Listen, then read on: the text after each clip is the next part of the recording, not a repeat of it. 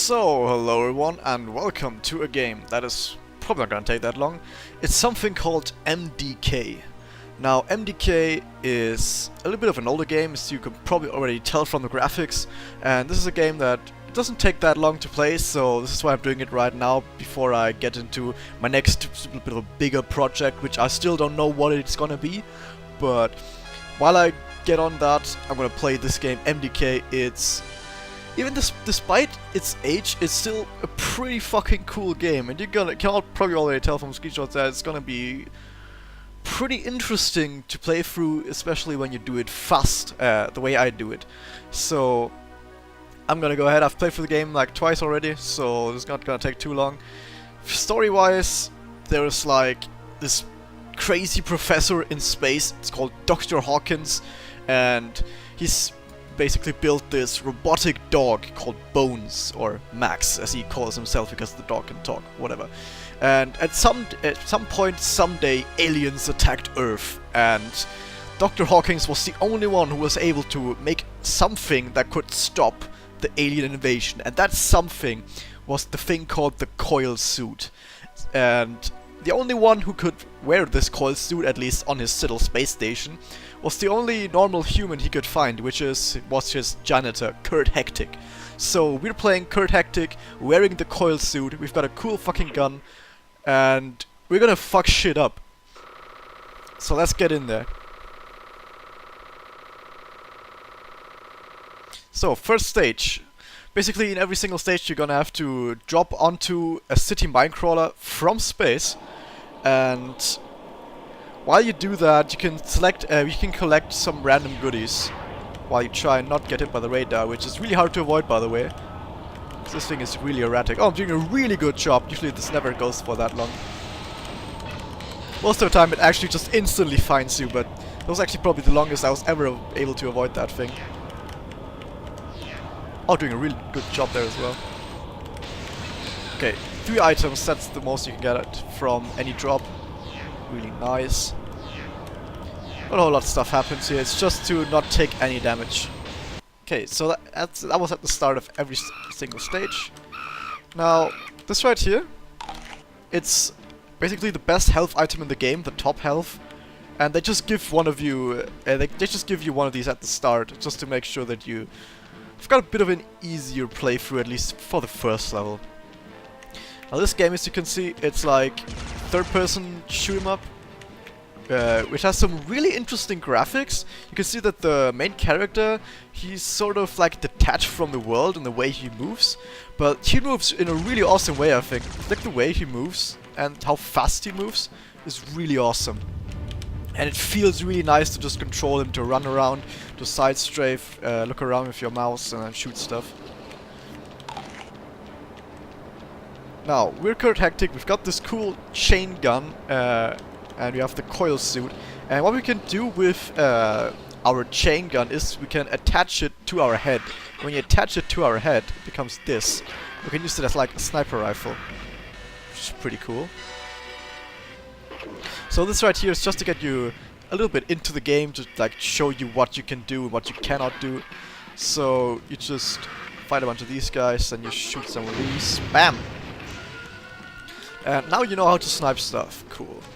So, also, as you can see on the bottom left, we got some items. One item you will see a shit ton is the hand grenade, which I will always be throwing while in mid-air. Why I always throw it in mid-air, I'm gonna show you later. So, also when you're in this sniper mode, you have different types of ammunition. Normal sniper ammo. You've got this one, which is homing air ammo, which doesn't do anything right now because there's nothing to home onto. And probably the most interesting one, the mortar, because the mortar is actually affected by gravity. So you can use it to toss it into special places like these. And it explodes. Also picking up some sniper grenades here, which are really cool. Now this thing right here is a spawner. It just spawns more enemies, so obviously you want to get rid of it. And something you'll notice on my bottom left, something I picked up during the airdrop is the super chain gun. And pickup of a super chain gun gives you 200 super chain gun shots.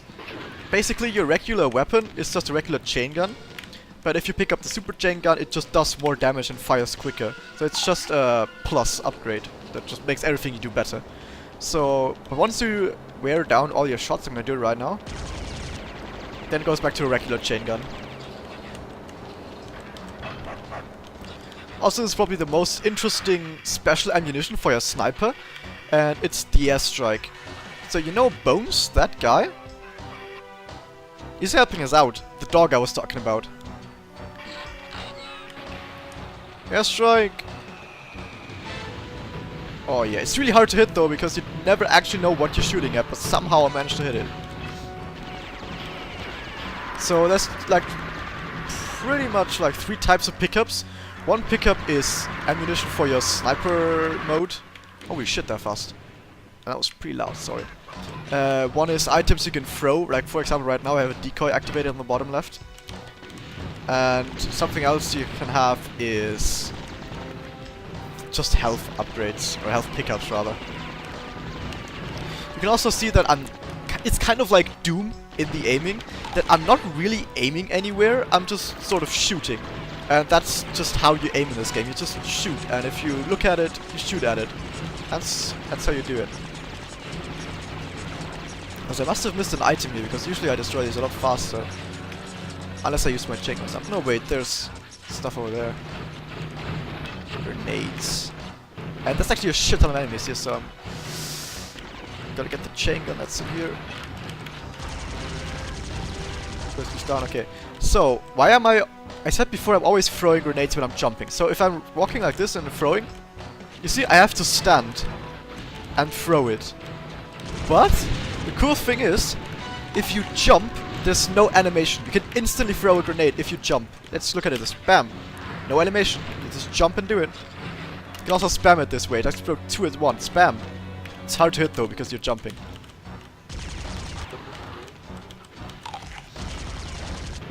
So basically the goal of any stage in this is to just get to the end and fight a boss. And this first stage, it doesn't really take that long. So these parts, a lot of these parts is just gonna be like, oh, first crawler, part 1 and 2, and then the first crawler is done. And there's like 5 stages in this game, so this is not gonna be that long, maybe like 15 parts a playthrough or something. And also something you'll notice is, because this game is a bit older, it does not really have true stereo sound. So you can't tell where stuff is coming from. You can only really tell that there is something, because right now you can hear stuff in the background, but you don't really know where it's coming from. Because it basically is just a mono thing, a mono sound input that's just projected onto, well, both your headphones or speakers. But you can't really use it to tell where stuff is actually coming from, which is a bit sad. Not sad for something that's also cool about this game is, so far you've been going like, oh, you just go around, you jump, you shoot. That's pretty interesting, but I guess it gets old after some time. But that's why, why.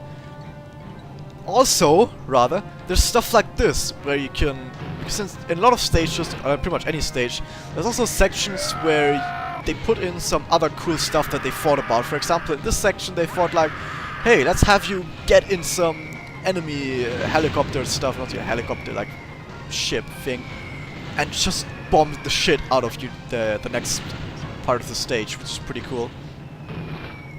And you'll see stuff like this more throughout the game, not just this right here, but just sections that have some really interesting mechanic in it that they just came up with, which is really nice, I think. That they decided like, hey, I do not want to stick with the style of my game for like the entire game. I want to mix it up a bit, I want to put some cool stuff in there, and I think this is also one of the reasons why this game is so cool. This game actually received really high ratings, but is still rather unknown because of, one, how old it was, and 2, how bad the marketing was for this game. They should have made a lot more marketing for this game, I don't know. They really fucked that up, not promoting this game better.